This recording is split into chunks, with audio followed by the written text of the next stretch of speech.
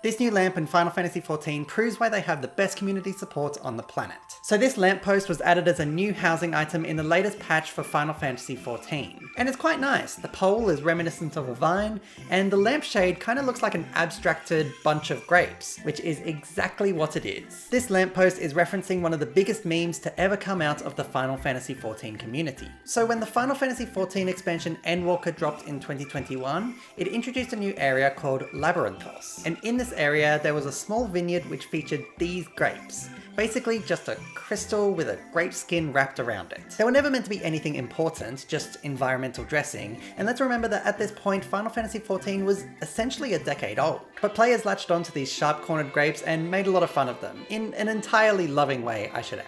The community had a real fondness for the jankiness of these grapes, which is why there was a certain sadness when it was quickly patched out with a rounder, better, I guess, version. But Square Enix have never forgotten A Grape Reborn, and they seem to share the community's love for the blocky bunches. Attendees of the FF14 London FanFest were given squishable grape plushes as part of their goodie bag, and as a side note, the team responsible for 14 were also the ones who created Final Fantasy XVI, and very early in that game you come across this really large vineyard that has the highest quality grapes you have ever seen, and you know that was intentional. And now, in Endwalker's twilight hours, they have been added to the game as the Labyrinthos Grape Lamppost, which you can furnish your own house with.